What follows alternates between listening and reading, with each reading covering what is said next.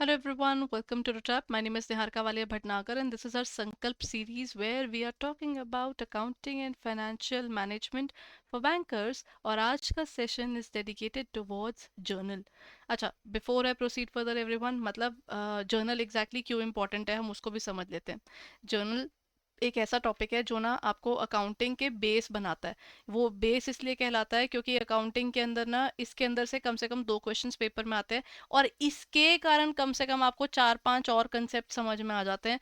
तो ये एक बड़ा इंपॉर्टेंट कनेक्टिंग लिंक है. बट आज का सेशन आपको तभी समझ में आएगा अगर आपने प्रीवियस सेशन जिसके अंदर मैंने कवर किए थे आपके द स्पेसिफिक एरियाज ऑफ जो हमने रूल्स ऑफ अकाउंटिंग किए थे, गोल्डन रूल्स के बारे में पढ़ा था ना लास्ट सेशन में, वो वाला सेशन साथ में ज़रूर अटेंड कीजिएगा अगर आपने इससे पहले कभी अकाउंटिंग नहीं पढ़ी हुई, because that will help you to understand कि कौन सी चीज़ किस तरीके से प्लेस की जाती है हमारी जर्नल के अंदर. Okay, so now let's talk about the specific topic that we are talking today, that is journal. But before I proceed further everyone, our never before offers are going on. इस समय आपको 80% discount मिल जाएगा on are courses. और आपको इसके लिए करना क्या होगा? नथिंग मच, बस आपको जल्दी से हमारी वेबसाइट पर जाना है और वहाँ पर जाकर आप हमारे कोर्सेज को देख सकते हैं. All you need to do is कि आपको ना हमारे कोर्सेज के अंदर जाना है और वहाँ पर आपको यूज़ करना है द कोड 1 time 80. जैसे ही आप इस कोड को यूज़ करेंगे आपको हमारे कोर्सेज के ऊपर JIB के अंदर 80% ऑफ मिल जाएगा. This particular sale has been extended from 4th to 6th of August. 6th is the last date. इसके बाद हमारा जो ये सेल है this might end, so it is better कि आप जल्दी से जल्दी इस कोर्स को परचेज कर ले. If you are planning तो आपके पास यही टाइम है जब आप उसको लोएस्ट प्राइस पर परचेज कर सकते हैं. So go ahead and check it out on our website. Okay everyone, एक छोटा सा रिकैप हमने लास्ट सेशन में किया था. The golden rules of accounting. Golden rules of accounting क्या थे? The golden rules of accounting were debit what comes in, credit what goes out, which is specifically for what, it was specifically for the real account. जो चीज़ आपके पास asset आता है या asset जाता है वो आपका रियल अकाउंट में कवर होता है. Then we have the specific area of personal account. ये पर्सन से लिंक्ड है जहां पर हम debit the receiver, credit the giver करते हैं. यानी अगर किसी पर्सन से हमको कोई चीज़ आ रही है तो वो डेबिट, कोई चीज़ जा रही है तो वो क्रेडिट में चल जाती है. ठीक है, सो ये आ गया हमारे पास एक और पॉइंट. देन हमारे पास नेक्स्ट आ जाता है नॉमिनल. नॉमिनल डील करता है सारे एक्सपेंसेस, सारे के सारे लॉसेस, सारे के सारे. देन हमारे पास जो प्रॉफिट्स आते हैं वो प्रॉफिट्स और साथ में गेन्स, इन सबको मिलाकर बनते हैं हमारे नॉमिनल अकाउंट. तो नॉमिनल अकाउंट में ये कहते हैं कि डेबिट करो सारे एक्सपेंसेस और लॉसेस को और क्रेडिट में डालो सारे इनकम्स एंड गेन्स को. So this is the specific concept of golden rules of accounting. So let's continue further. अच्छा, ये रहा आपके पास फर्स्ट जर्नल एंट्री. अच्छा, जर्नल का एक बेस बता रही हूँ. जर्नल का ना जो फॉर्मेट होता है वो होता है डेट, फिर आप डालते हैं पर्टिकुलर, फिर इसके बाद आता है आपका ledger folio. Then you have the area of debit and credit. इस तरीके से हमारी बुक्स ऑफ अकाउंट्स के अंदर हमारी जर्नल एंट्रीज डाली जाती हैं. आपको पेपर में बहुत बार ना जो क्वेश्चंस आए हुए हैं they are based upon this only कि आप ना जर्नल एंट्री बताइए. सो जर्नल एंट्री वाला पॉइंट ज़्यादा आता है. अच्छा, एक और चीज़ ध्यान से देखेंगे, क्या इस जर्नल एंट्री के नीचे आपको कुछ थ्योरी थ्योरी सी दिख रही है? दिख रही है ना? ये जो थ्योरी थ्योरी सी है ना, यानी being cash introduce in the business, this part is actually called narration. जो आपकी चीज डेबिट होती है हम लिखते हैं डैश, फिर हम लिखते हैं अकाउंट डेबिटेड टू डैश. मतलब जो डेबिट में आता है वो ऊपर आता है और क्रेडिट वाली साइड पर हम टू लिखकर नीचे लिख देते हैं और इसके नीचे हम उसका थ्योरेटिकल पोर्शन डाल देते हैं कि ये हुआ है जी हमारा नेचर ऑफ ट्रांजैक्शन ये है. जिससे क्या होता है कि आपको ना नेचर ऑफ ट्रांजैक्शन में क्लैरिटी रहती है कि ट्रांजैक्शन किस तरह की है और किस तरीके से हम उसके ऊपर वर्क करेंगे, है ना? तो ये आपके पास आ जाता है इसके अंदर. ओके, तो जब मैं अपना बिजनेस शुरू करती हूँ तो बेसिक चीज़ें सोचते हैं ना. मैं आपको जर्नल एंट्री के डिफिकल्ट वाले पोर्शन का तरीका भी सिखाऊंगी, बट आपको पता होना चाहिए ना कि एग्जैक्टली exactly हमारी जर्नल एंट्री में होता क्या है. जैसे ही मैंने अपना बिजनेस शुरू किया 2 लाख रुपए के साथ, 2 लाख रुपीज कैश में लेकर आए. मतलब टेक्निकली बिजनेस में क्या आ रहा है? कैश आ रहा है. और बिजनेसमैन क्या दे रहा है? Credit the giver. गिवर क्या दे रहा है? वो कैपिटल दे रहा है. अब देखिए, ऊपर वाला इज एसेट यानी ये रियल अकाउंट है और ये आपका आपका पर्सनल अकाउंट है। पता चल रहा है? कोई भी अकाउंट्स मिक्स एंड मैच हो सकते हैं, तो रूल तो प्रॉपरली लग गया। लेकिन अगर मुझे रूल्स नहीं याद तो इसमें आ जाइए बेसिक लाइफ के ऊपर। अगर मैं अपना बिजनेस शुरू कर रही हूँ तो बिजनेस में कैश आ रहा है, और मैं वो कैश क्यों ला रही हूँ? क्योंकि मेरे बिजनेस में मेरा पैसा लगा, और ये बिजनेस को नोट करके रखना होगा कि निहारिका ने पैसा लगाया। दैट इज वाई उसे कैपिटल की तरह नोट किया जाता है। तो जब भी आपके कभी भी स्ट्रेस लगे ना, मुझे समझ नहीं आ रहा इस एंट्री में क्या होगा क्या नहीं होगा, उसके पहले अकाउंट्स के बारे में सोचिए जो उससे अफेक्ट होंगे। उन अकाउंट्स में से आप ये फॉलो कीजिए, कैश कहाँ है। जहां पर कैश होगा, आपको कैश वाली चीज सॉर्ट हो गई तो दूसरी वाली चीज ऑटोमेटिकली हो जाएगी। अगर कैश नहीं है उसको जर्नल एंट्री के अंदर, तो then you have to play a bit. आप जितना उसको कैश के पॉइंट ऑफ व्यू से समझोगे ना चीज को, बिकॉज हर जगह पर आज कैश नहीं आया तो कल आएगा। जहां पर भी कैश की प्लेसमेंट आपको पता चल गई ना, एक एलिमेंट आपको पता चल गया, दूसरा ऑटोमेटिकली आप प्लेस कर लोगे। बिकॉज एक जगह बुकड है तो दूसरी जगह ऑटोमेटिकली आपको पता चल जाती है कि अच्छा एक तो बुक है ही, तो दूसरी यही होगी। तो वो चीज आपकी यहाँ पर कवर की जाती है। ठीक है? Clear everyone? तो हमारी फर्स्ट जर्नल एंट्री कहती है कि जब हम अपना बिजनेस शुरू करते हैं तो उस केस में क्या होगा। जब हम अपना बिजनेस शुरू करते हैं तो हमारे पास में बिजनेस में आता है कैश। जब हमारे पास चीज में कैश आता है तो हम उस कैश को कर देते हैं डिफाइन, है ना? डन।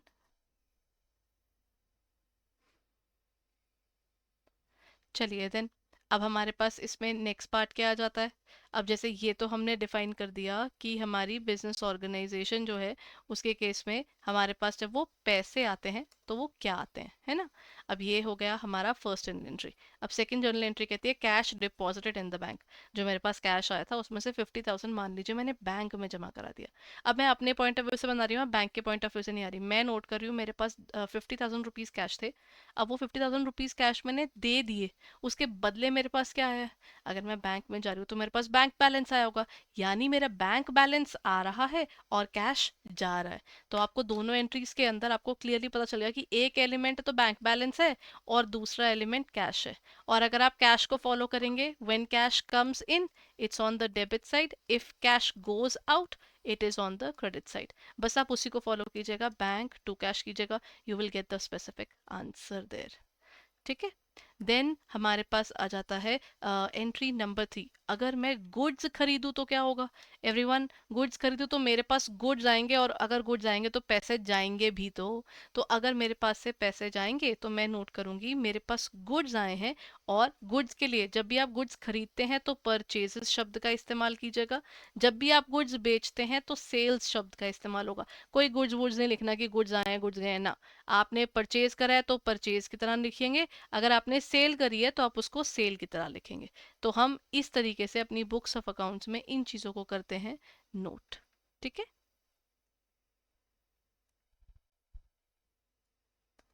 डन। सो ये है हमारी बुक्स ऑफ अकाउंट्स के अकॉर्डिंग हमारी basic journal entry for purchase of goods. मेरे पास क्या है? मेरे पास में गुड्स आए, और मेरे पास से क्या गए? मेरे पास से चले गए पैसे, बिकॉज बिना पैसे गए तो डेफिनेटली मेरी चीज नहीं बनती, है ना? तो इस तरीके से हम अपनी बुक्स ऑफ अकाउंट्स में नोट कर लेते हैं कि हमारे पास जो गुड्स आ रहे हैं, क्या आ रहा है और क्या जा रहा है। डन। चलिए, अब हम बात करते हैं अगली। अब आता है purchase of goods on credit. अगर मैंने मान लीजिए मिस्टर राम से गुड्स खरीदे तो हैं, लेकिन वो मैंने खरीदे हैं क्रेडिट पर। अगर मैंने उनसे गुड्स क्रेडिट पर खरीद लिए फिर क्या होगा? देखिए सिंपल सा पॉइंट है, अगर मैंने उनसे गुड्स क्रेडिट पर खरीदे हैं तो उस समय मुझे उनका नाम याद रखना पड़ेगा, क्योंकि मैंने उनको पैसे देने हैं। तो मेरे पास से जब वो गुड्स खरीदूंगी तो मेरे पास से क्या जाएगा? मेरे को पता है फ्यूचर में मेरे पास से कैश जाएगा। किसको जाएगा? मिस्टर राम को जाएगा। मेरे पास क्या आ रहा है? गुड्स आ रहे हैं, तो मतलब मैंने गुड्स परचेज किए हैं। When I am purchasing goods तो परचेज होगा मेरा debit.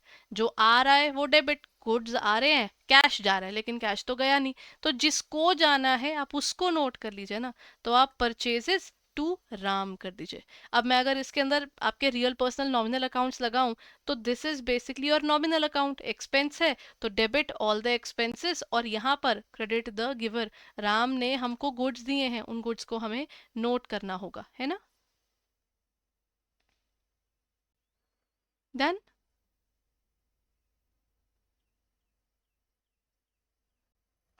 Now comes the next point, sale of goods for cash. अगर मैंने गुड्स कैश पे सेल किए हैं तो उस केस में क्या होगा, हमारे पास में जब हम गुड्स सेल करते हैं यहाँ पर हमारे पास क्या होगा कि हमारे पास में गुड्स अगर मैंने सेल किए हैं तो मेरे पास क्या आ रहा है, गुड्स अगर मैंने सेल किए हैं तो मेरे पास कैश आएगा और मेरे पास से क्या जा रहे हैं, गुड्स जा रहे हैं।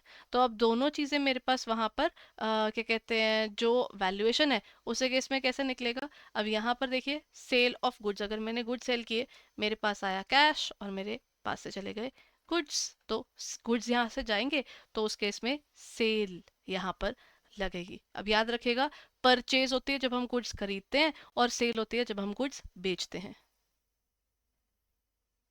डन। चलिए देन, अब चलते हैं आगे। अब हमारे पास आ जाती है नेक्स्ट जर्नल एंट्री, जिसके अंदर हमारे पास आता है सेल ऑफ गुड्स। गुड्स हमारे पास किस पे होता है, जैसे हमने क्रेडिट पर बेचे। अब जैसे पिछली बार मैंने राम का नाम नोट किया था, मुझे अब किसी से पैसे आने हैं, मुझे थोड़ी याद होएगा। हर किसी का अगर नाम याद रहता होता तो हम लोग चीजें नोट ही ना करते, हम तो प्रो होते, ह्यूमंस हैं, हमको तो सब याद रहता। But that's not the case, हम सब भूलते हैं चीजें।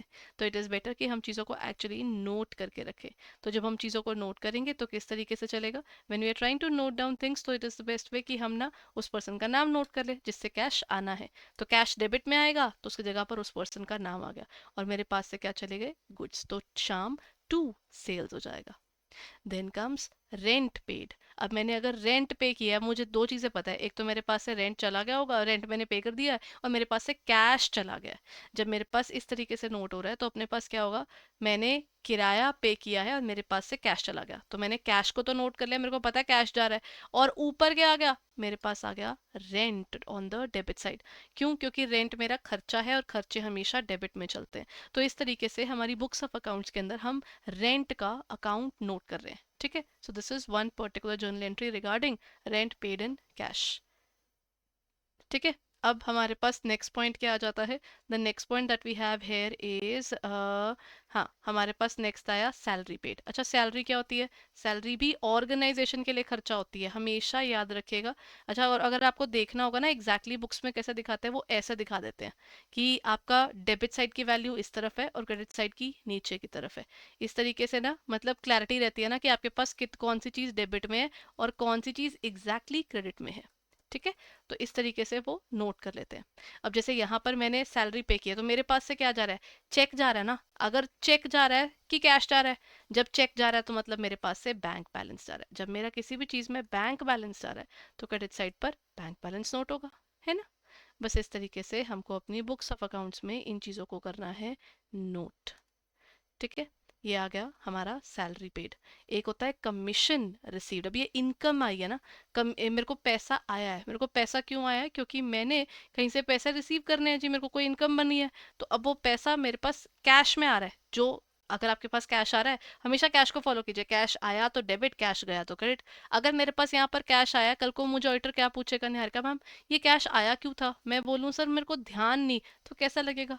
तो इसीलिए मुझे नोट करना पड़ेगा ये पैसा मुझे आया तो क्यों आया। तो इसके अंदर जब हम अपनी बुक्स ऑफ अकाउंट्स में इसको नोट करेंगे, so what will we do, इसके अंदर cash account debit to commission income note होगा, दैट इज योर 5,000 रुपीज।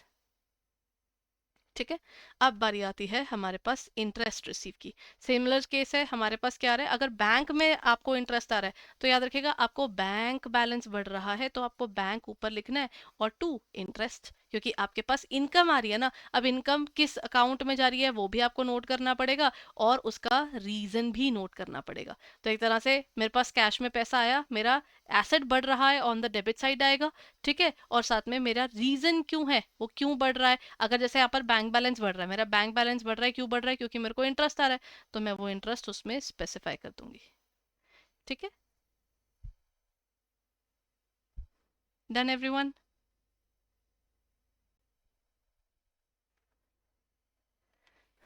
चलिए देन, हमारे पास में ये हो गया एक और specific point. Now comes the next point. Next हमारे पास क्या है, वो है जैसे अगर मैंने कोई गुड्स खरीदे थे, वो गुड्स मैंने वापस कर दिए, उस केस में क्या होगा? देखिए, अगर मैंने कोई गुड्स खरीदे हैं और वो मैंने वापस कर दिए हैं, तो एक तरह से मैंने जो परचेज किया था, मेरी परचेजेस वापस जा रही है ना। जब मेरी परचेजेस वापस जा रही हैं, उसको हम रिकॉर्ड करते हैं एज परचेज रिटर्न, है ना। जब हमने कोई चीज खरीदी थी, वो वापस करी है। अब याद रखिए, जिस क्रेडिटर से मैंने खरीदी है, मैंने उसको जाकर ये भी बोलना है कि देखिए, मैंने आपसे 10,000 का सामान खरीदा था, मैं आपको उसमें से 2,000 के गुड्स वापस करके जा रही हूँ, आपको मैंने अब पैसे कम देने हैं। आप मेरे को बाद में मत बोलना कि निहारिका मैम आपने तो पैसे देने थे। मैं क्लियर आज ही कर रही हूँ। तो मेरी बुक्स में पहले आपको मैंने पैसे देने थे। आप ये सोचो ना, आपके पास से क्या जा रहा है? आपके पास से गुड्स जा रहे हैं, जिसको जा रहे हैं आप उसको डेबिट में नोट कर लो। सरप्राइजिंगली ये पूरा मैच करे, क्योंकि आप नॉर्मल तरीके से सोच रहे हो। राम एक पर्सन है, debit the receiver credit the giver, उसको गुड्स मिल रहे हैं तो वो रिसीवर हो गया, और परचेज रिटर्न यानी हमारे पास से गुड्स गए। तो that is where we are returning the goods. अगर सेल्स रिटर्न हुई है, यानी किसी ने मुझे गुड्स वापस कर दिए हैं, अब मुझे उसका नाम नोट करना पड़ेगा कि उसने अब मुझे पैसे कम देने हैं। तो यहाँ पर शाम से मुझे पैसे कम लेने हैं, कितने? 3,000 रुपए। डन ना एवरीवन? Got the idea? ये आता है आपकी जर्नल एंट्री के अंदर। ठीक है,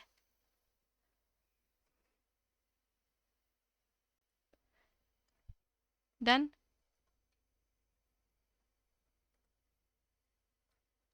अब हमारे पास में नेक्स्ट पॉइंट क्या आ जाता है? अब जैसे हम नेक्स्ट पॉइंट देखें, हमारे पास में नेक्स्ट पॉइंट आ जाता है लोन टेकन फ्रॉम बैंक। अगर बहुत बेसिक सा पॉइंट, बट येट एक इम्पॉर्टेंट पॉइंट है। आपके पास में अगर मैं बैंक से लोन लेती हूँ तो क्या होता है एवरीवन?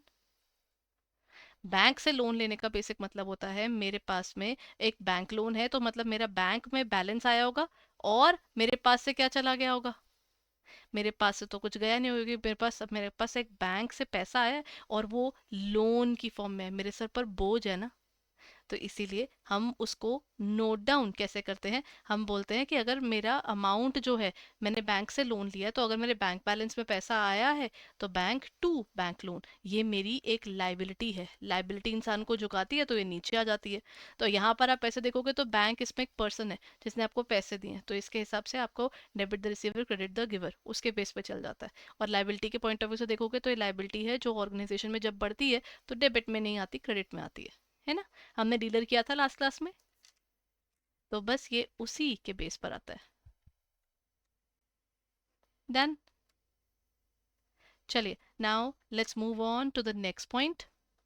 आपके पास आता है लोन रीपेड। आप लोन रीपेड कैसे निकालते हो? लोन रीपेड यानी मैंने अपना बैंक लोन पे कर दिया, उसकी जर्नल एंट्री क्या होगी? अगर मैंने बैंक को लोन रीपे कर दिया, तो मतलब मेरे पास से क्या जा रहा है? पक्का मेरा बैंक बैलेंस या कैश बैलेंस, कोई एक चीज़ तो डेफिनेटली कम हो रही है। अगर हम बैंक लोन पे करते हैं, तो हम लोग नॉर्मली बैंक अकाउंट के थ्रू करते हैं ना। तो इसका मतलब यहाँ पर हमारे पास आ जाएगा क्या? यहाँ पर हमारे पास basically bank loan to bank आएगा, लोन चला गया। तो यहाँ पर आप ऐसे भी नोट कर सकते हो, लाइबिलिटी पेड ऑफ हुई है, तो वो गिर गई। और मेरे पास से क्या जा रहा है? मेरे पास से बैंक बैलेंस जा रहा है। क्यों जा रहा है? वो मेरा बैंक लोन है। बस ये उसी के बेस पर नोट किया गया है। मतलब अगर आप बेसिक ट्रांजैक्शंस को नोट करने की कोशिश करोगे ना, बिना किसी वो हैवी तरीके से पढ़ने के, फिर आपको ये चीज़ें समझ में आएंगी। अगर आप इनको बिल्कुल ऐसे ही पढ़ोगे रैंडमली कि नहीं नहीं ठीक है, बहुत सारे अजीब अजीब से लॉज हैं, समझ में तो आ नहीं रहे, फिर आपको कुछ समझ नहीं आएगा। वहीं आप इसको ना अपनी नॉर्मल लाइफ से जोड़ो। बैंक लोन कैसे पे होता है? बैंक अकाउंट में से पैसा कट जाता है और आपका बैंक लोन पे हो जाता है। तो मतलब आपका बैंक बैलेंस कम हो रहा है, पैसा जा नहीं रहा। पैसा मतलब एक्चुअली आ नहीं रहा, जा रहा है। तो जो जा रहा है आप उसे क्रेडिट कर दो। ठीक है ना। तो ये उसके बेसिस पर चलता है। Done. That's how we actually note these things. Then comes the next point, यानी हमारा next entry is machinery purchase. अच्छा एवरीवन, अगर मैंने मशीनरी परचेज किया, उसकी जर्नल एंट्री क्या होगी? If I purchase a machinery, तो मेरे पास से क्या जा रहा है? मेरे पास से कैश जाएगा, तभी तो मशीन आएगी। तो जब मैं इस जर्नल एंट्री को नोट करूंगी कि मेरे पास से मशीनरी आ रही है और कैश जा रहा है, तो उसको हमारे पास नोट करने का एक ही तरीका है। क्या है वो तरीका? वो तरीका ये आता है कि अपने पास ना हम यहाँ पर मशीनरी टू बैंक कर दें। मेरे पास क्या आई? मशीनरी। मेरे पास से क्या गया? कैश या बैंक बैलेंस, कुछ भी गया, जो भी गया वो क्रेडिट साइड पर आएगा। तो इसका बेसिक पर्पस है जो आ रहा है वो डेबिट, जो जा रहा है वो क्रेडिट। अगर आप इस चीज़ को फॉलो कर रहे हो और कैश को ट्रेस डाउन कर रहे हो, बैंक बैलेंस को ट्रेस डाउन कर रहे हो, आप दूसरी चीज़ ऑटोमेटिकली नोट कर लोगे, क्योंकि दो ही तो अकाउंट बन रहे हैं। मैंने मशीनरी खरीदी, चेक में पे किया, इसके अलावा तीसरा तो कोई अकाउंट ही नहीं बनकर आ रहा, नहीं आ रहा ना। तो इसका मतलब यहाँ पर अपनी बुक्स ऑफ अकाउंट्स में नोट करते समय मशीनरी आएगी और बैंक बैलेंस जाएगा। नेक्स्ट पॉइंट ये रहा आपके पास जर्नल का एक एमसीक्यू। ये बुक का क्वेश्चन नहीं है, ये पीवाईक्यू एक्चुअली एक, ठीक है। पीवाईक्यू कहता है mister A received 1 lakh from mister S after allowing 1% discount, what is the correct journal entry in the books of mister A. अभी मैंने आपको बेसिक जर्नल एंट्रीज कराई, अब मैं ये अजीब सी जर्नल एंट्रीज एमसीक्यू के थ्रू करा रही हूँ। मेरे पास कैश आया, मैंने mister A received 1 lakh rupees from mister S after allowing 1% discount. अच्छा, अब हमारे पास क्या हो रहा है, 1% डिस्काउंट, वैसे ना अब यहाँ पर क्या होगा हमारे पास में, mister A received 1 lakh rupees from mister S after loving discount of 1%। मतलब मिस्टर ए के पास में पैसे कितने आए हैं, मेरे को पैसे आए हैं cash to mister S.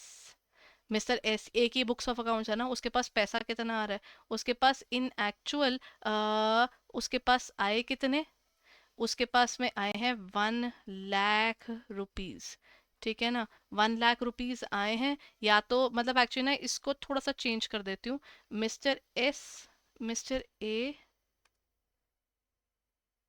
received cash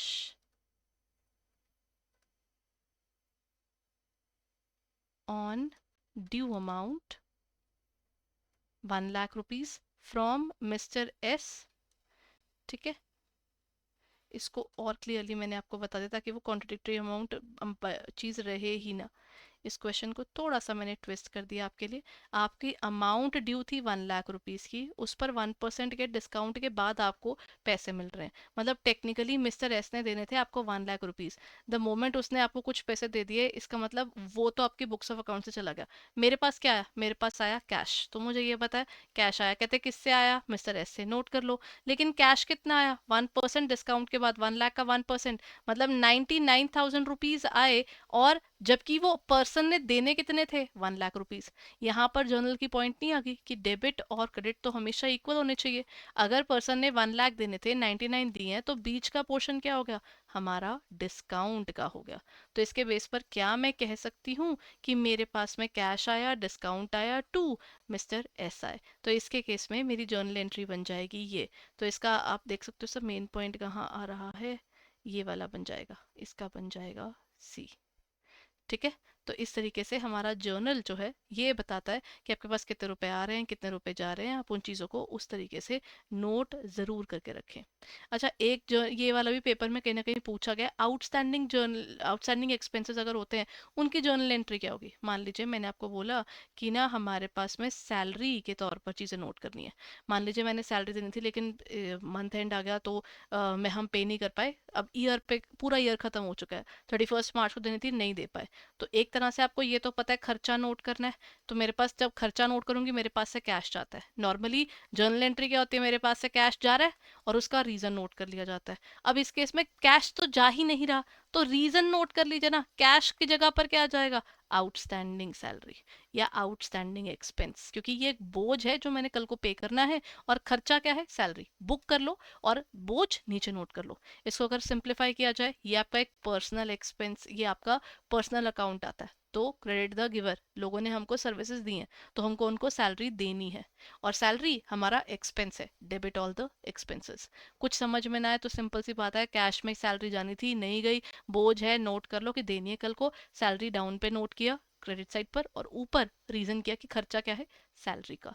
तो इस तरीके से आप आराम से अपनी जर्नल एंट्री कर सकते हैं, that is expenses to expense outstanding.